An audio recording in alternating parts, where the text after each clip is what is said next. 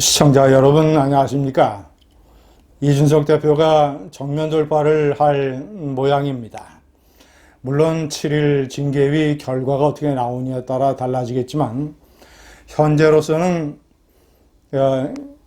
윤석열 대통령이 자신을 사실상 손절했는데도 윤핵관들의 대대적인 공세가 시작이 되고 있는데도 정면 돌파를 해서 싸우겠다는 의지를 불태우고 있습니다.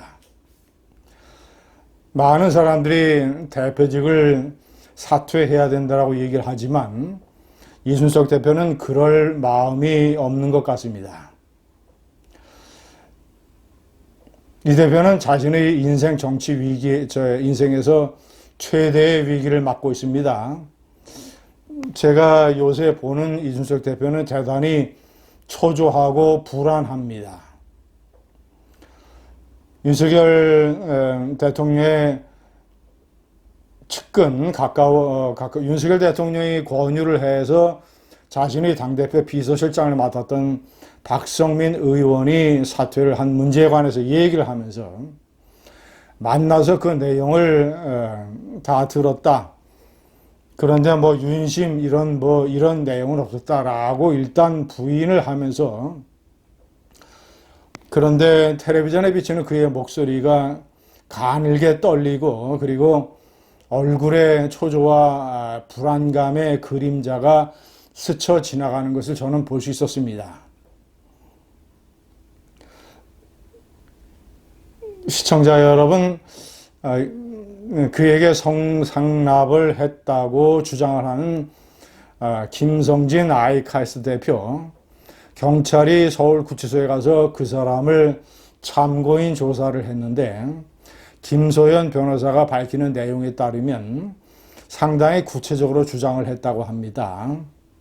박근혜 대통령을 자신의 대전에 있는 아이카이스트 회사를 박근혜 대통령이 방문하도록 주선을 해주는 문제를 얘기를 했고, 이준석 대표는 자신이 잘 아는 두 사람을 거론을 하면서 주선을 해보겠다는 약속을 했고, 그 대가로 성상납과 주연이 있었고, 그리고 관계된 여성 종업원의 용모, 그리고 정황, 그리고 숙소, 이런 것들에 관한 아주 구체적인 진술이 있었다.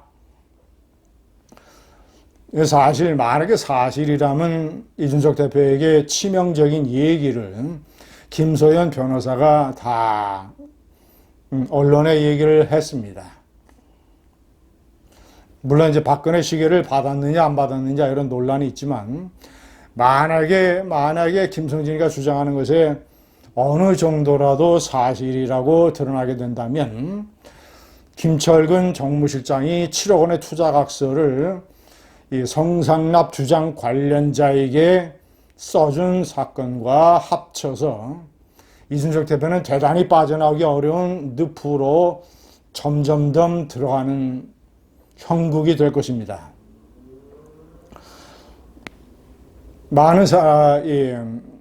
제가 접해본 여론의 많은 사람들은 이준석 대표가 어떤 여권의 국정 동력을 위해서, 여권의 단결과 그리고 혼란을 막기 위해서 윤석열 대통령의 뜻을 따라서 사실상 윤심이 떠났다. 윤석열 대통령이 손절을 했다.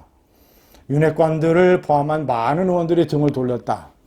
때문에 이준석 대표가 조기 사퇴해야 된다는 주장들을 많은 사람들이 하고 있습니다. 그러나 일부는 이준석 대표는 똑똑한 젊은이다. 그의 작은 허점들을 다 덮어서 그를 미래의 지도자로 키워나가야 된다. 이 징계위의 결과에 따라서 덮을 건 덮어주고 그대로 가야 된다고 주장을 하는 사람들도 있습니다.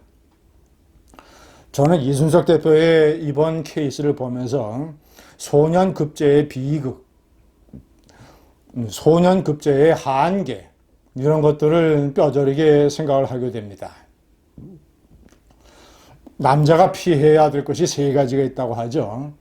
소년급제, 중년 상처, 노년 가난. 자, 이 소년급제의 대표적인 경우가 이준석 대표입니다. 27살에 집권당의 비상대책위원이 됐고, 자, 그리고 지금 37살에 집권당의 당대표가 되었습니다. 그는 사실 이런 정치권에서 이런 소년급제를 하게 된 데는 뿌리는 아버지의 은덕이 큽니다. 아버지는 증권사의 강남지점장 출신이고 박근혜 대통령 때 실세였던 유승민 의원의 경북고등학교 서울대학교 동창입니다. 그래서 이준석 대표는 유승민 의원실에서 인턴을 했고, 그리고 아마도 추측건데 유승민 의원의 도움을 받아 비상대책위원이 됐을 겁니다. 자, 그런데 그리고 이제 방송 패널 활동을 통해서 그의 말솜씨, 어떤 임기응변, 이런 것들, 즉흥적인 순발력, 이런 것들을 많은 사람들에게 각인시켰었죠. 그러나 저는 그가 당대표가 된 다음에 그의 여러 가지 언행을 보면서 언행을 말을 잘하는 것과 이 방송 프로그램의 패널리스트로서의 순발력을 발휘하는 것과 여당이라고 하는 거대 조직, 거대 정당을 이끄는 리더십은 완전히 다른 차원의 문제다. 그는 어떤 여당 대표가 돼서도 몇 가지 아주 치명적인 실수들을 많이 저질렀습니다. 윤석열 후보 시절에 윤석열 후보와의 전화를 녹취를 한 사실이 드러났고, 그래서 윤석열 후보 측에서 그때부터 상당한 불신을 갖게 됐죠. 원희룡 의원과의 전화 녹취 사건도 있었습니다.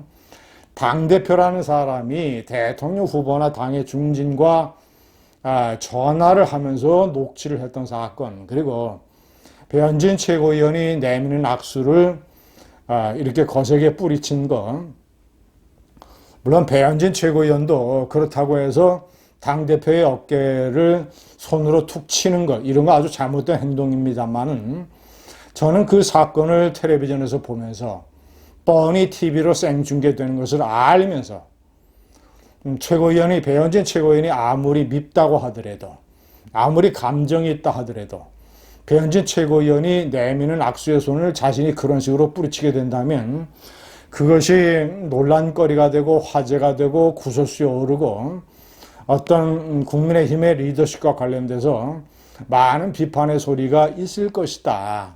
당이 도대체 봉숭아 학당이냐.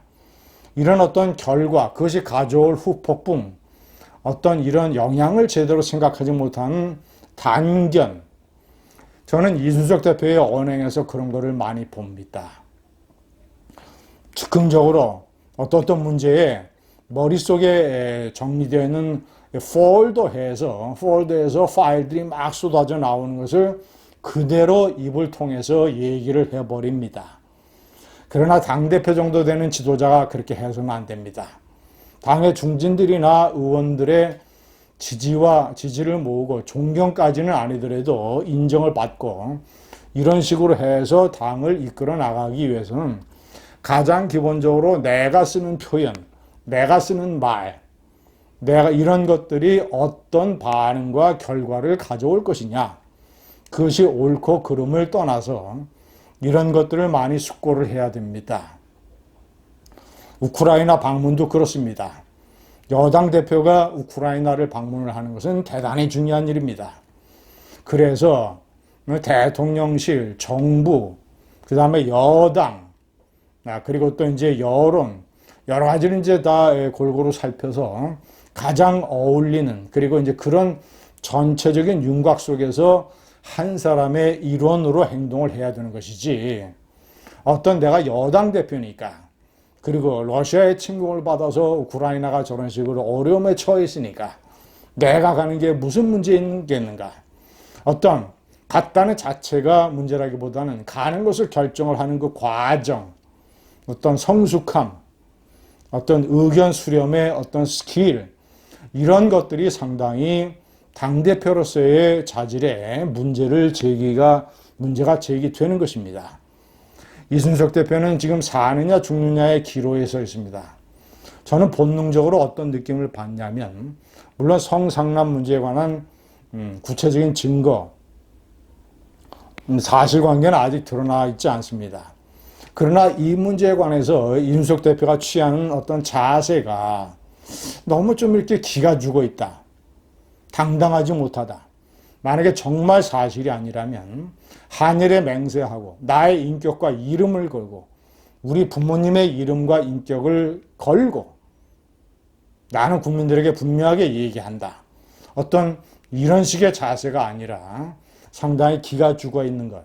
저는 그런 면에서도 그것도 역시 당대표로서의 리더십의 한계 중에 하나라고 판단을 하고 있습니다. 감사합니다.